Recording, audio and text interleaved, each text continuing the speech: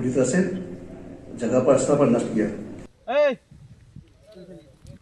Jharkhand DGP Neeraj Sinha का कार्यकाल 31 जनवरी 2022 को खत्म हो जाएगा। हालांकि राज्य सरकार ने 6 महीने पहले ही उन्हें एक्सटेंशन दिया था और केंद्र के पास इसकी मंजूरी के लिए भेजा था, लेकिन अभी तक डीजीपी के एक्सटेंशन को मंजूरी नहीं मिली है। इस मसले को लेकर राजनीतिक दलों का कहना है कि जल्द से जल्द राज्य और केंद्र सरकार को मिलकर इसका हल निकालना चाहिए। मुझे मेरे संज्ञान में है और जो मुझे जानकारी है, राज्य सरकार ने एक्सटेंशन दिया था, इनका नाम भी भेजा गया था पैनल वहां स्वीकृति के लिए। अब किसी कारणवश वहां से स्वीकृति नहीं मिली है तो राज्य सरकार तो ये मानकर चलेगी कि ये एक्सटेंड कर रहे हैं या ये अभी पद पर बने रहेंगे। लेकिन फिर भी अगर कोई निर्देश आता है केंद्र का, यूपीएससी का, तो निश्चित तौर पर कानून सम्मत कार्रवाई राज्य सरकार करेगी। डीजीपी नीरज सिन्हा का टेन्योर को 1 साल को बढ़ाने को लेकर के केंद्र सरकार के पास अनुशंसा कर दी है। अब केंद्र सरकार अगर जागरूक हो, केंद्र सरकार को अविलंब इस पर निर्णय ले लेना चाहिए, क्योंकि डीजीपी के अभाव में राज्य का स्वाभाविक तौर पे शासन प्रशासन जो है वो उसमें खलल पहुंचता है।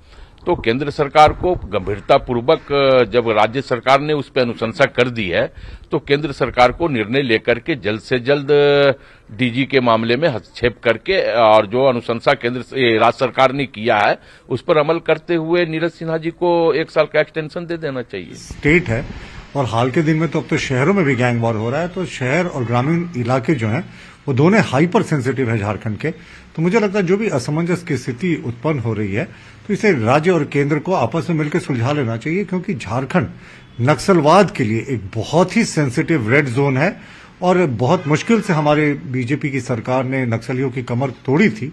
तो जब डीजीपी का पद जैसा सेंसिटिव पद है, इसमें असमंजस की स्थिति की कोई गुंजाइश नहीं होनी चाहिए।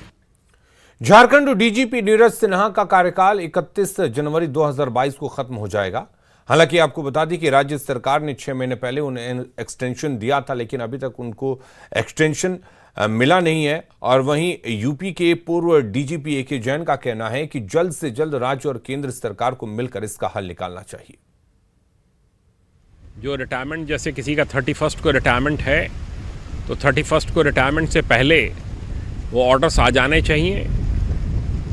जैसे मेरा एक्सटेंशन हुआ था तो 31 को ऑर्डर्स आ गए थे कि एक्सटेंशन ग्रांट किया जाता है। अगर वो नहीं आएगा तो ऑफिसर ऑटोमेटिकली रिटायर कर जाएगा। और इसमें मेरी जो समझ है उसके अनुसार स्टेट गवर्नमेंट को कोई अधिकार इसमें नहीं है और कोई और विकल्प नहीं है, उनको किसी दूसरे को डीजीपी अपॉइंट करना होगा। बीजेपी नेता अनंत अमित ने बताया कि डीजीपी की नियुक्ति में यूपीएससी के पैनल को माना जाता है। सूत्रों के अनुसार यूपीएससी ने राज्य के प्रस्ताव को मानने से इनकार कर दिया है। डीजीपी की नियुक्ति में यूपीएससी के पैनल को माना जाता है और यूपीएससी ने शायद ये जवाब दिया है डीओपीटी को कि चूंकि मामला कोर्ट में चल रहा है, इस वजह से उन्होंने स्पष्ट कुछ भी नहीं कहा है। उसी आधार पे हमें ये जानकारी मिल रही है कि डीओपीटी ने इनके 2 साल की नियुक्ति को अस्वीकार कर दिया है।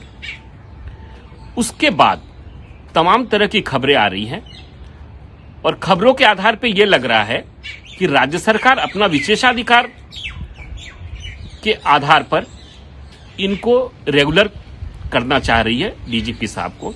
अब ये तो सरकार का मामला है, सरकार क्या करेगी नहीं करेगी, लेकिन चूंकि आईपीएस और आईएएस का मामला या आईएफएस का मामला जो स्टेट में करते हैं, ये पूर्णतः से भारत सरकार के अधीन होता है इनकी नियुक्ति की प्रक्रिया। और जब भी, और एक चीज मैं आपको बताना चाहता हूं कि इस तरह के अधिकारियों का जब रिटायरमेंट होता है उसके 2 या 3 महीना पहले उनका जीपीएफ वगैरह कटना बंद हो जाता है। तो हमें ये जानकारी है कि माननीय नीरज सिन्हा साहब का भी वो जीपीएफ वगैरह कटना बंद हो गया है। रांची में